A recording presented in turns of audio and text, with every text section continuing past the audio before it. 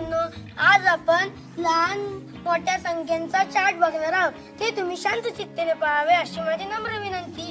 चला तर आपण सुरू करूया. हा आहे बेरीज. ही आपण बेरीज लावलेली आहे.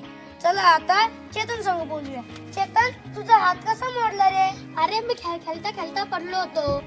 असं का? मग डॉक्टरने तर खूपच पैसे घेतले असतील नीट करायला. हा, 500 रुपये घेतले होते. अरे नाही रे, तुझे पप्पा बोलले तर 600 रुपये घेतले. अरे भांडण नका करू.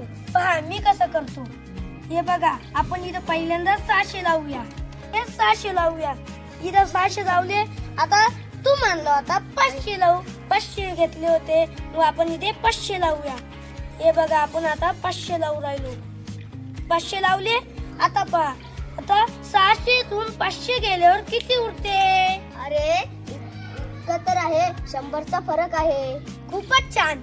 आता आपण बेरीज कडे जाऊया. तुम्हाला दुसरं उदाहरण शिकवतो. सायनाथ, तुमच्याकडे किती डाळिंबाची झाडे आहेत? आमच्याकडे डाळिंबाचे 250 झाडे आहेत. आणि प्रतीक्षा, तुझ्याकडे किती डाळिंबाची झाडे आहेत? आमच्याकडे 150 झाडे आहेत. तर चला आपण यांची बेरीज करूया. आता इथे आपण 1 लावूया, कारण प्रतीक्षाचे 150 आहे.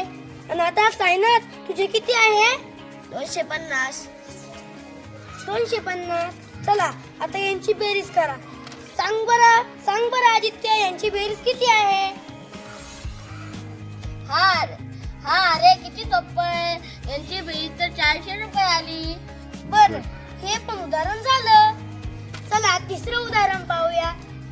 संकल्पा, तुझी उंची किती आहे? माझी उंची 130 आहे. आदित्य, तुझी उंची किती आहे? माझी उंची 135 आहे. चला सगळ्यात मोठी कोणाची उंची आहे ते बघूया. 130 आहे. आता आदित्य, तुझी किती होती मला सांग बरं. माझी उंची 135 होती. चला आता आपण इथे 135 लावूया. संग्राम, सांग बरं कोणतं चिन्ह लागेल याला? अरे किती सोपं आहे. हे चिन्ह चुकीचं आहे. मग कोणतं चिन्ह लागेल? 135 करतो ना बाई. चला आपण हे उत्तोंड करूया. झालं. आता चौथा. श्रावणी, तुझं वजन किती आहे? माझं वजन 26 आहे. चला आपण इथे 26 लावूया. जय, तुझं वजन किती आहे? अरे माझं पण 26 किलो आहे. चला आपण पण इथे 26 किलो लावूया.